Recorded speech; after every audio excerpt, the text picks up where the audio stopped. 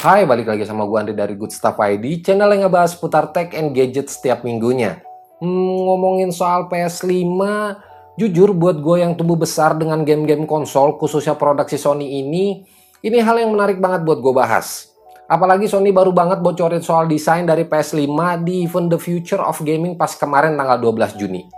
Mungkin sebagian besar dari kalian udah tahu ya soal desainnya, karena pas Sony selesai reveal soal PS5, gue masih sibuk bikin artikelnya di website gue dan baru sempet bikin video YouTube-nya tuh sekarang. Terhitung agak telat sih, tapi nggak apa-apa lah, gue tetap mau bikin video soal PS5 ini. Jadi di video ini gue bakal mau sedikit review atau breakdown dari event Sony kemarin yang ngebahas soal PS5. So, tanpa banyak basa-basi lagi, simak video selengkapnya versi Good Stuff. Check this out. Pada 12 Juni 2020, Sony akhirnya resmi mengumumkan perihal konsol generasi penerusnya PS4 yaitu PS5 di event The Future of Gaming. Mulai dari game, rendering design, dan aksesoris yang bakalan support sama si PS5 ini. Nah, ngomongin soal desain nih, yang sekarang bisa gue nilai dari event kemarin tuh PS5 ini terlihat sangat futuristik banget di bagian desainnya. Dengan warna putih solid dan komponen hitam di bagian tengah, Sony merombak abis-abisan sektor desain dari generasi PlayStation sebelumnya, yang dimana lebih mengadopsi desain mengotak mulai dari PS1, PS2, dan PS4. Bahkan gak berapa lama desain ini dibocorin, banyak banget orang yang bikin joke soal desain dari si PS5 ini. Ada yang bilang mirip air purifier, terus ada yang bilang mirip mulut bebek, router, dan banyak banget. Tapi gue nggak masalah lah sama hal-hal yang kayak gitu. Karena kalau ngomongin soal desain, biasanya tuh bergantung sama selera masing-masing aja. Menurut gue desain PS5 ini fresh banget dari desain-desain konsolnya Sony sebelumnya. Bisa gue bilang lebih enak aja buat dilihat. So, kalau kalian punya pandangan beda soal dari desain PS5 ini, kalian bisa banget kok share di kolom komentar di bawah. Untuk desain controllernya, sebenarnya Sony udah bocorin cukup lama, sekitar beberapa bulan yang lalu. Berganti nama menjadi DualSense yang sebelumnya tuh DualShock. Desain dari controllernya ini jauh berbeda dengan DualShock 3 dan DualShock 4, serta adanya teknologi haptic feedback di mana bisa mendeliver setiap getaran lebih akurat ke tangan kalian dari generasi controller sebelumnya. Kemudian untuk PS5 ini Sony mengeluarkan dua model, yaitu PlayStation 5 dengan Blu-ray disc dan PlayStation 5 Digital Edition. Kalau ditanya pilih yang mana, gue lebih prefer buat milih yang pakai Blu-ray disc. Karena sepengalaman gue pakai PS4, semisal gue udah bosen sama gamenya atau gue udah tamat, si bedanya ini tuh masih bisa gue jual lagi. Jadi kalau dilihat dari segi ekonomis, ini lebih menguntungkan. Itu aja sih alasan gue kenapa gue lebih memilih yang Blu-ray disc ketimbang yang digital. Toh kita juga masih bisa download game digital dari PlayStation Store-nya. Soal spesifikasi udah jelas lebih powerful ya ketimbang dari PS4. Kalau dilihat dari dapur pacunya, Sony PlayStation 5 ini dibekali dengan prosesor octa-core Zen 2 dari AMD dengan speed 3,5 GHz.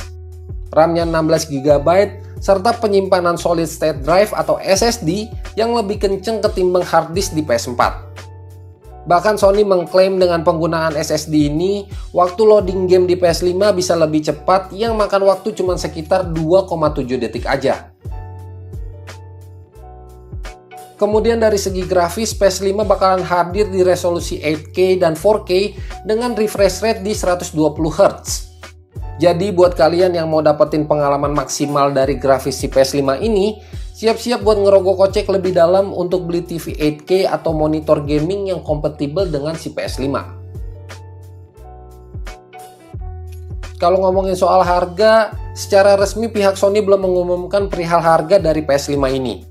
Tapi udah lumayan banyak juga yang berspekulasi soal harga PS5 pas datang ke Indonesia. Ya kurang lebih di angka 10 jutaan. Jadi buat kalian yang udah naksir banget sama konsol yang satu ini, kalian bisa nabung kok dari sekarang. Untuk gamenya sendiri, PS5 bakalan hadir dengan beberapa game eksklusif. Salah satunya yaitu Spider-Man Miles Morales, Gran Turismo 7, dan sequel dari game Horizon yaitu Horizon Forbidden West. Yang menariknya, PS5 juga bakalan mampu untuk memainkan lebih dari 4.000 judul game PS4. Jadi buat kalian yang punya game PS4, Tenang aja kok, game kalian masih bisa dipakai. Ya walaupun gua nggak tahu yang bisa dimain di PS5 itu game fisik atau game digital. Nah, dengan adanya backward compatibility ini, Sony berharap game-game PS4 bisa mendapatkan keuntungan dari frame rate yang lebih tinggi dan stabil, serta resolusi yang lebih baik. Dan dari sisi gamernya sendiri tetap bisa memainkan game PS4 di PS5 tanpa harus mengeluarkan uang ekstra untuk beli Blu-ray disc di PS5. Di event Sony kemarin, Sony juga ngumumin beberapa aksesoris tambahan buat si PS5 ini. Nah, yang pertama ada wireless headset Pulse 3D, kemudian DualSense charging station yang berfungsi buat charge si controllernya ini. Ada juga media remote yang mungkin remote ini ditujukan buat orang-orang yang pakai mesin PS5 sebagai media entertainment mereka. Kayak buat dengerin musik, nonton Netflix, YouTube, dan kontrolnya pakai si media remote ini. Nah, yang terakhir ada PlayStation Camera. Mungkin kamera ini bakalan berfungsi untuk PlayStation VR selanjutnya. Ini tebakan sotoy gua aja ya. Karena di event kemarin, Sony nggak banyak ngomongin soal aksesoris tambahan dari si PS5 ini. Untuk pastinya kapan PS5 ini bakalan dirilis di Indonesia, gue juga belum tahu. Semoga aja bisa tahun ini atau mungkin awal tahun depan.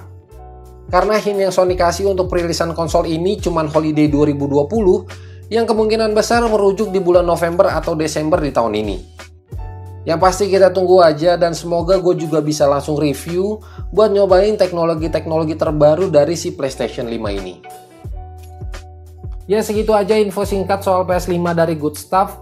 Semoga video ini bermanfaat buat kalian. Kalau ada informasi yang kurang atau salah di video ini, kalian bisa banget kok koreksi di kolom komentar di bawah. So, gue Andre dari Good Stuff. Sampai ketemu di video-video berikutnya. Good, ciao.